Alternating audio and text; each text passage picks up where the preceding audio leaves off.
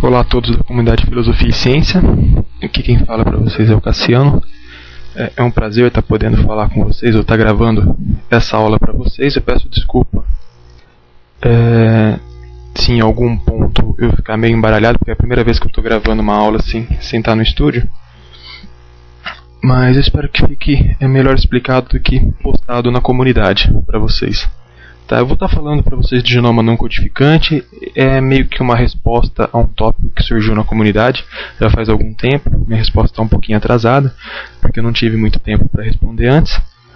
Mas é sobre a parte não codificante e que vai de encontro com uma teoria apresentada pelo André do Sheldrake. Tá, eu vou estar mostrando para vocês alguma coisa atual do genoma e de onde que ela bate de frente com o Sheldrake, para vocês poderem terem outras visões além das visões que foram apresentadas até agora ali, tá bom?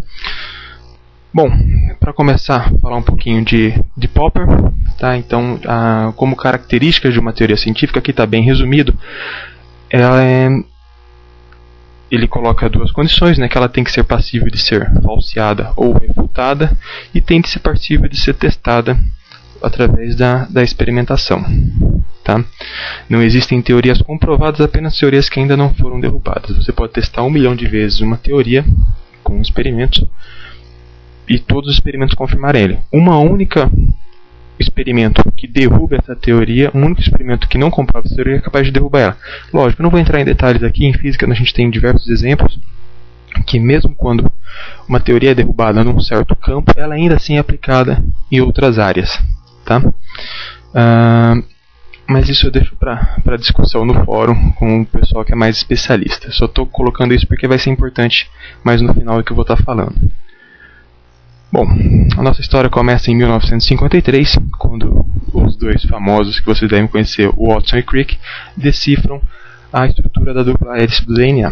Tá claro que não foi só eles, também não vou entrar no mérito da discussão do histórico da estrutura do DNA, mas tiveram diversas outras pessoas envolvidas. O que eu quero chamar a atenção aqui é que em 1958 o Crick enuncia o dogma central da biologia molecular. Bom, qual que é o dogma central da biologia molecular? DNA, dupla fita, ele é capaz de se replicar e ser transcrito em RNA. No caso, RNA mensageiro, que vai ser traduzido para a proteína. Tá? Então, é uma visão centrada mais no DNA, que tem como função armazenar informação para produzir uma proteína, tá? Que vai ser o efetor de todo o sistema biológico. No entanto, quero chamar a atenção para vocês da palavra dogma, né, que foi o que ele usou para enunciar. Dogma central da biologia molecular. Sempre escrito em letras capitais. Né? Você vê dogma com letra maiúscula, central e biologia molecular. Todos com letra maiúscula, como se fosse alguma coisa mais ligada à religião realmente do que ciência. Né? A palavra dogma tem origem do latim e ela significa o ponto fundamental e indiscutível de uma crença religiosa. O próprio Francis Crick se retratou alguns anos mais tarde, em um artigo, dizendo que não sabia o real significado da palavra dogma. Né? O que eu quero chamar a atenção para vocês é que o dogma normalmente traz esse estigma de ser uma coisa que é imutável.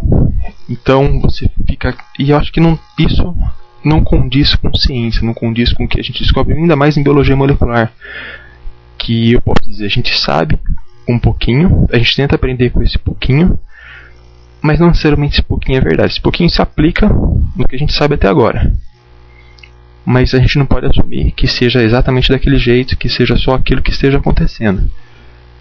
E o dogma central da biologia molecular ele é universalmente aceito por estudantes, por professores, por livros acadêmicos, tanto que hoje em dia os livros acadêmicos ainda trazem o dogma central da biologia molecular.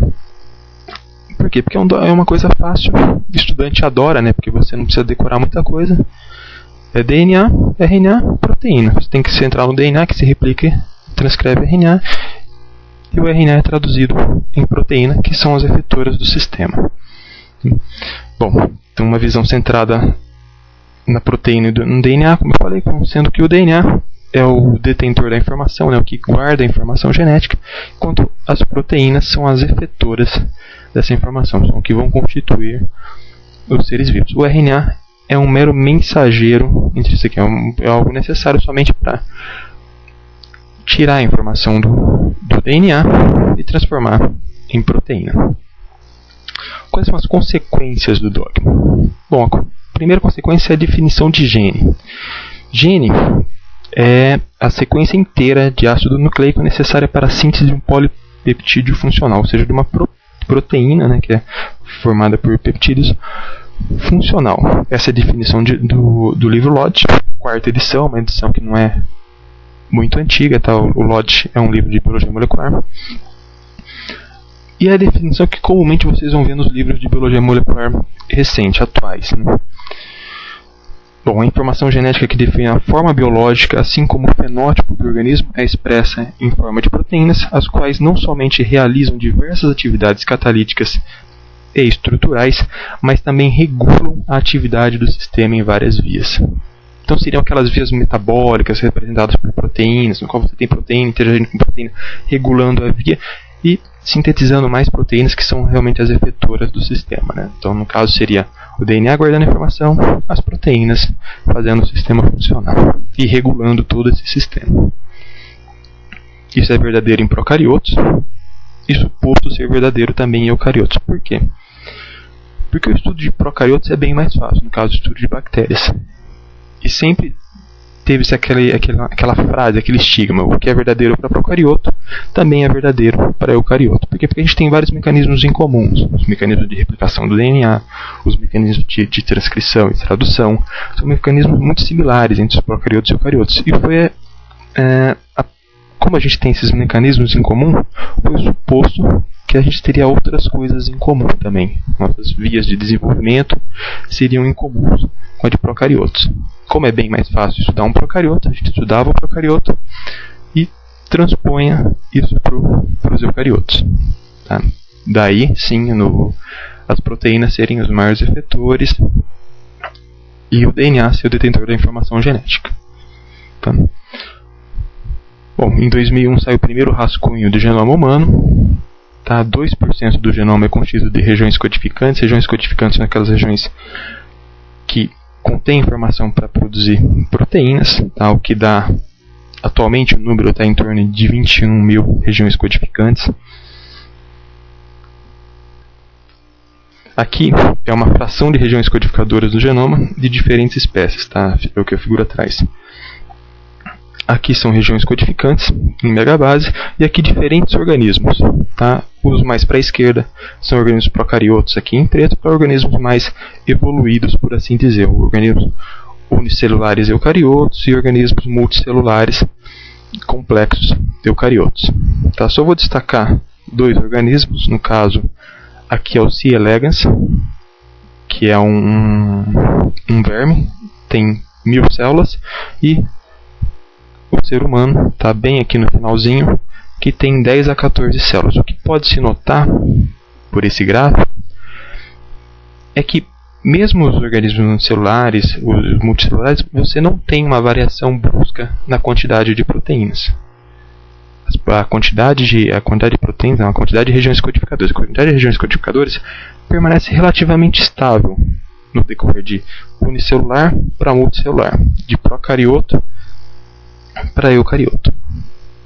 No entanto, quando você olha a região de genoma não codificante, daí você tem um acréscimo grande. Enquanto nas bactérias, que estão aqui mais para a esquerda, do lado preto, você tem uma região pequena de região, que é a região não codificante, então a maior parte do genoma codifica proteínas. Nos seres eucariotos, você já tem uma ascensão. Conforme a complexidade aumenta desse organismo, você tem um aumento na proporção de regiões que